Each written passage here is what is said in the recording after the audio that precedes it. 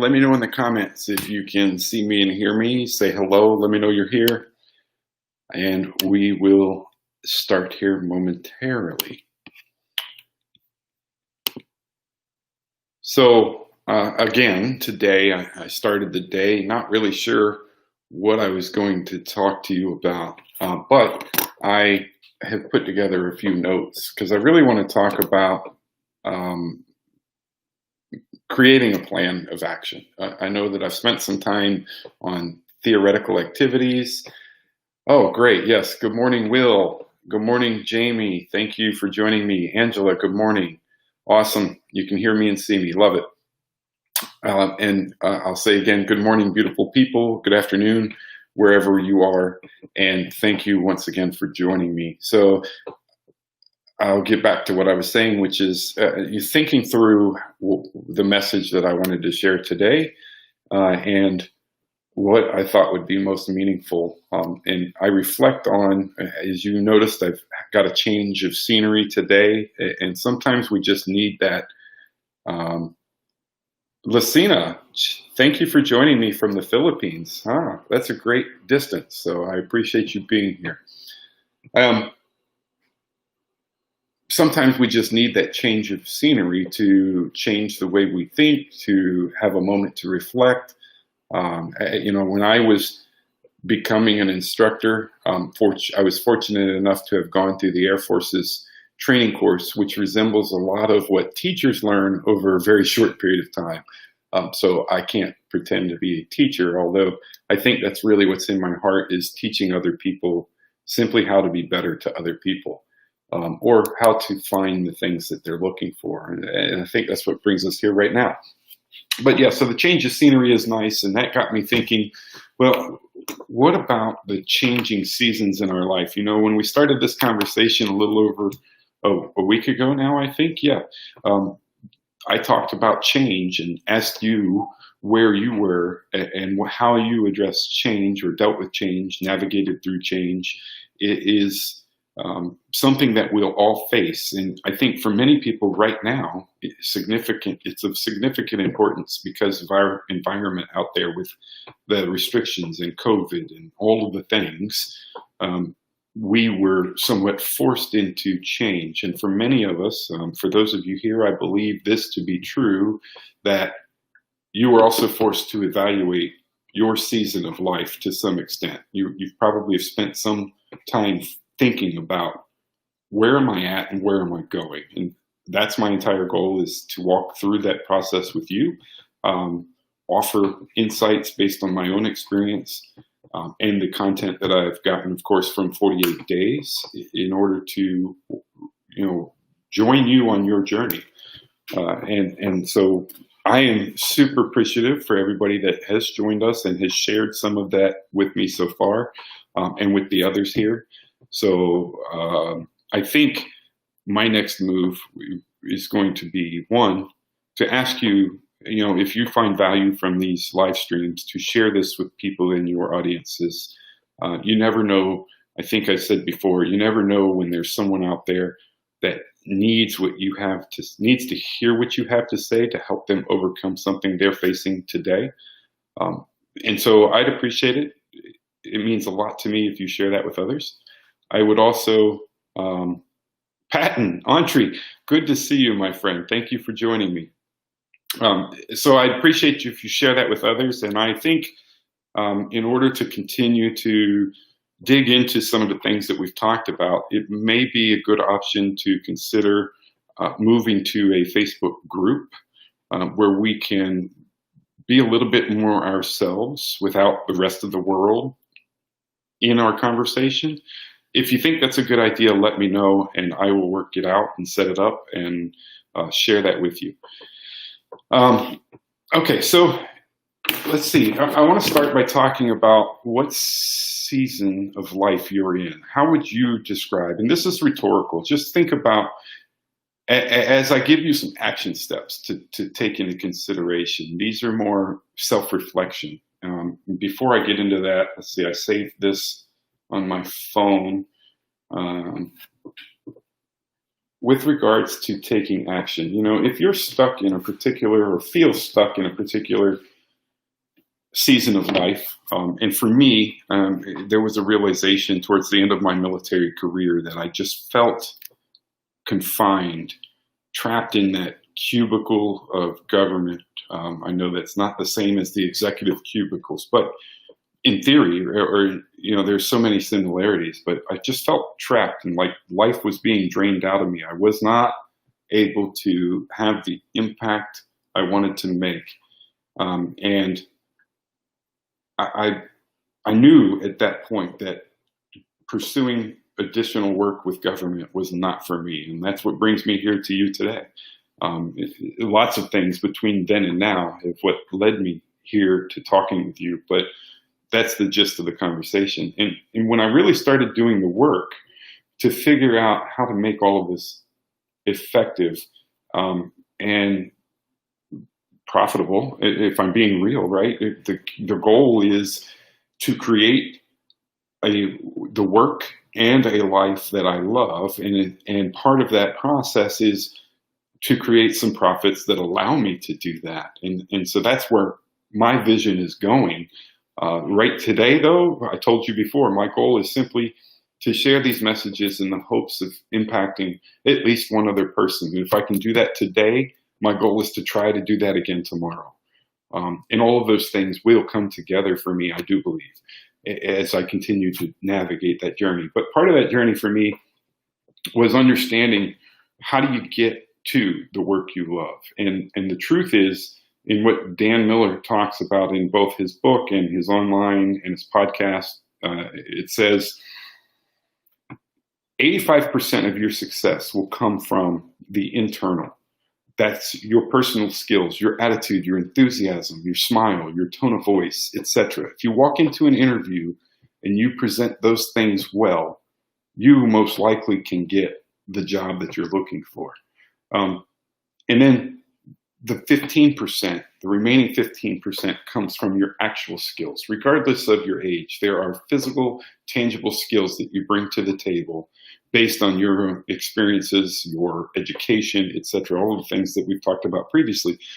So I would encourage you to think about, how can you polish that 85% so that those perceived issues are no longer an obstacle for you in pursuing work, entrepreneurship, whatever it is, and creating the life you love. So in that, the first thing to think about is just simply writing down, how would you describe your current season of life? So think about that, reflect on it, write it down. And then take inventory. I think I actually put some notes up here. So yeah, here we go. There's a note for you. If you wanted to pursue better work, what would be the ideal characteristics of the job that you would actually enjoy? And write that down. What would be the ideal characteristics of a job that you would actually believe you would enjoy?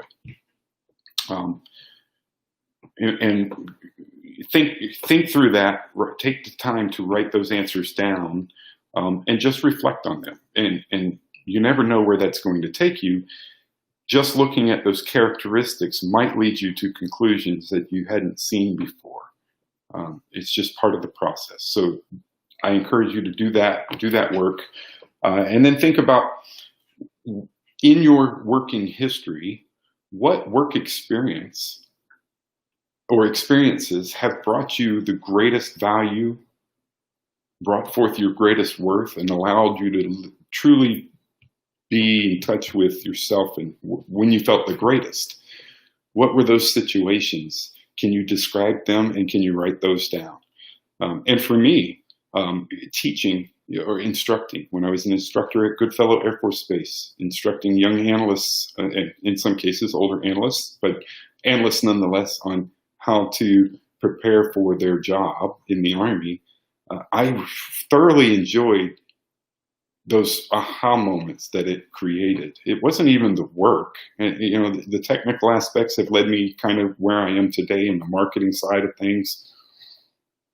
But those were not the same for me as the feelings and the looks on people's faces as they discovered that they truly could do things they had never thought about doing. And that for me is one of my experiences that has led me to simply sharing these messages with you as an example. Being able to reflect on those will be truly helpful and impactful in your journey in discovering, are you where you're supposed to be? And if not, where is it you're supposed to be, and how do you get there? And Entree says, he said that he saw a previous recording. Sorry for interruption. It's never an interruption. I'm thankful for you being here. And as I've told everyone, I'd love to hear your questions, just challenges you'd like to share with us, things that you might hope I discuss in the future. And Angela says, let's see, love the visual aids. I guess I can't resist my inner teacher. Yes, so maybe teaching in a traditional environment for you, Angela, is not your thing, and that's okay. But you can leverage the experiences that you've learned, the lessons that you can take away from that. Is there something you're passionate about that you could turn into teaching? You know, I keep going back to this reference. I don't know if I've shared it here, but there's a lady online who teaches other women how to create balloon animals, and she is making a significant income, at least in my mind, right? It depends on your definition of significant, I suppose, but she's making more than $6,000 a month teaching other women how to make balloon animals, and she's thriving. So are you passionate about something? I think maybe, and this is just guessing, but are you Korean? Do you cook well? Would it be possible for you to teach other people how to make some of their favorite Korean dishes? I'd buy into that. My experience in Korea was wonderful, and the food was amazing. So, you know, maybe that's something you could do. So, Alex, thank you for joining me. It's so great to see you again. Agreed. Good information on the job interview and 85%. Check out the short YouTube videos from Linda Rainier. Yes, thank you, Alex. Wonderful contribution. Angela says she's 400% Korean. I'm not sure how that's possible, but I'll take it. And, you know, I don't know if that's the great example, but just one example of some things I could think of, right? Teaching people how to make some of the more renowned Korean dishes, if you have that skill set. And if not, that's not your thing, that's okay. Just the idea. But then, okay, so here's the next thing I want you to consider and write down. And I did not type this one up, my apologies. But after you have identified the characteristics of your ideal job, if nothing changed in the next 5 years, would you be okay with that? There's another reflection question for you. Entree, okay, I get it. So Entree said, what? And when I talked about the balloon lady, the balloon animals woman who's teaching other women, he's going to learn how to make a dog balloon. I love it. And, you know, maybe it's something fun to do. If that's another thing, is if you're like me, I spent many years focused on all things military family related. Jamie and I had a good conversation about that yesterday, separately from here. But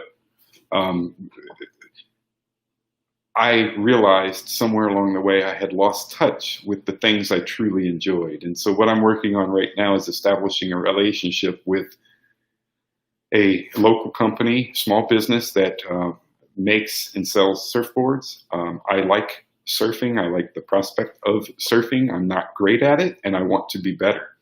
So one of the things I've discovered is, I thought about it. I always wanted to just know what the process is to make surfboards. And there's nothing like hands-on for a hobby to just learn something about the things you're passionate about. So if you don't have hobbies, think about it from that perspective. Maybe that's helpful to you. Is what are the things I enjoy? Woodworking. I enjoy using my hands to build things, but I don't really want to do that for work. So why can't I tie the things that I do know that I enjoy into hobbies and creating interest and learning more about the things that I have an interest in? So that's, for me, I want to learn how potentially intern with this gentleman. If he happens to ever listen to this, it's Andrew from Shapes by Everson here in Virginia Beach. Shout out. and I'd love to come work for you at no cost to you if you take the time to just teach me. Yeah, so if nothing changed in the next 5 years, would you be happy with that? And then what do you, if not, or if you're not completely satisfied with that thought, what are you willing to change in order to get new results? That's the question I want to leave on the table for today. Of course, I'm open to your comments and questions. I can't speak. Comments and questions now, things that you're working on, something you want to share with us. I'm always open to hearing new wins or new discoveries as you join me on this journey. So if you have something, share it in the comments.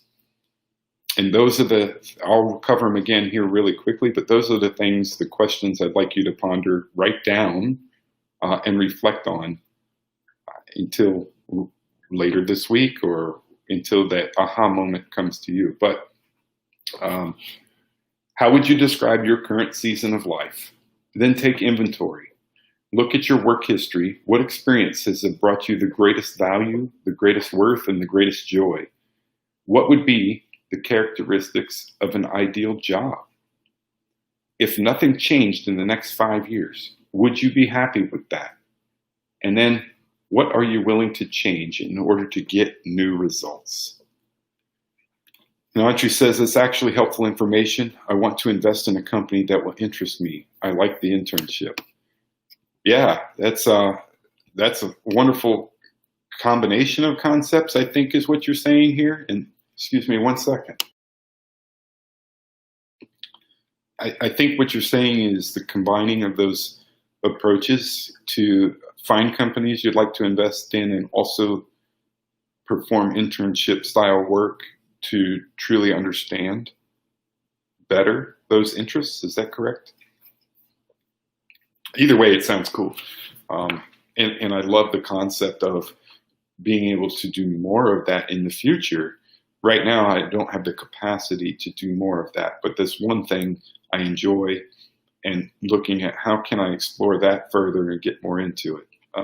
And so for me, that is, can I go work part-time as an intern to learn more about the thing I like?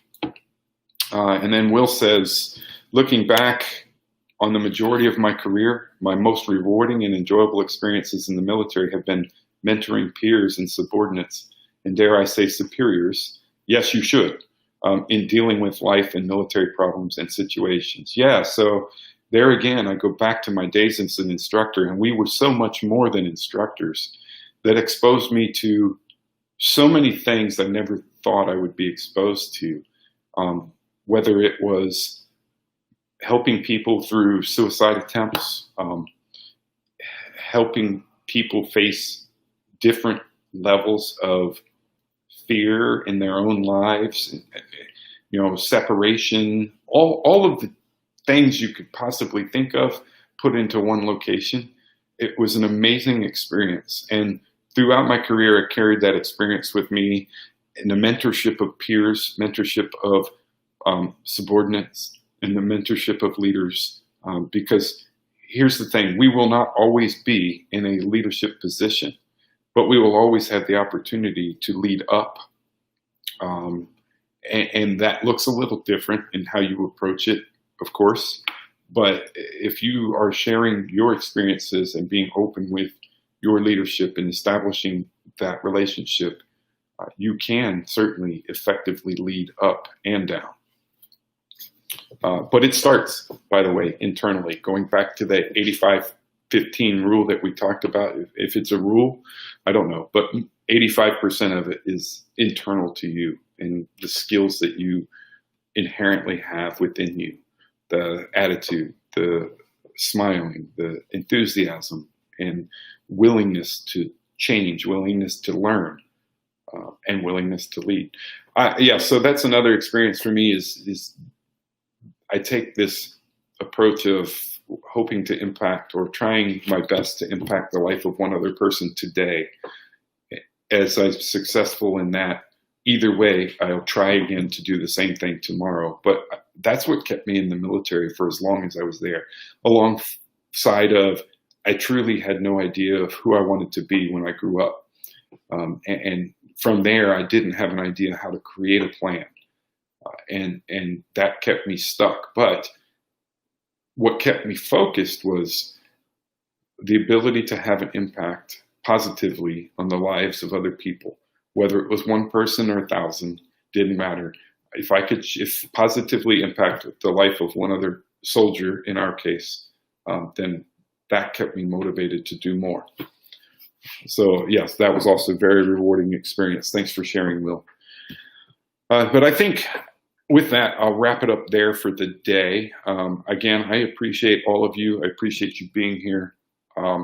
I look forward to hearing more from you. If you have questions or things you'd like me to discuss here and you would like to share them with me privately, again, my email is dan@progrowthva.com. And let me know also, before we depart, what do you think about moving to a group where we can continue the conversation, not on the live stream, so offline, if you will, if there's opportunities or there's things you'd like to share, but don't really want to share them with the rest of the Facebook world. What do you think?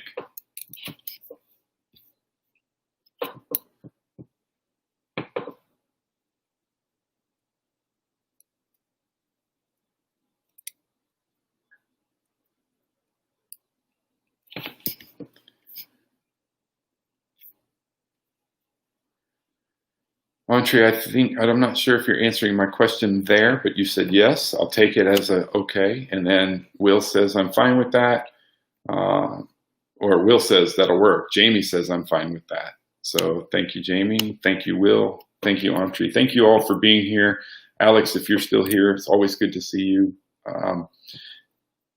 I will then prep. I have a group set up. I will figure out how to do invitations through this.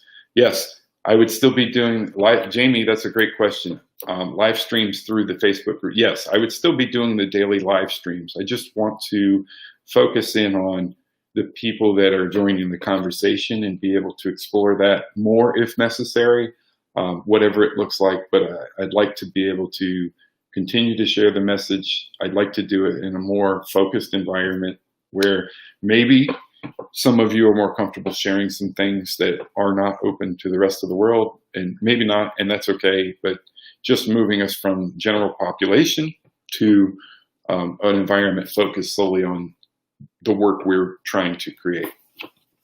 Yes, you don't have to be military to join, Angela. Good question. But no, this is for anybody, and if you know people, let's finish out this week without the group. I would love for you to invite some other folks as we get ready to move into a group that may be right fit for this conversation. But no, anybody, Angela, that is looking to change where they are right now and pursue either work they love, creating work they love, entrepreneurial type work potentially, or really want to look at how can I achieve that life I love or more of those things. You know, that's the word balance to me is not the correct word, but creating the life you love involves having enough energy in several categories in your life. And that's family, that's relationships, that's finances, that's work. It's all of the things that I want to talk to you about and share with you. Those are the types of people. Anybody that's looking to change something like that, Jamie. Jamie says she's still going to pimp out my live streams to her friends, and I am definitely appreciative of it. So, yeah, awesome. So anybody that fits that criteria, I'd love to have them join us and join in on the conversation. I don't know from day to day right now what we're going to be talking about, but it seems to be okay, and I'm just going to go with it. But thanks again for everybody for being here, and I look forward to seeing you all tomorrow. With that, I hope that you have a wonderful rest of the day and think about the questions that we posed, that you'll be able to reflect on them, and let me know if any of you experiences any aha moments after you do some of that work.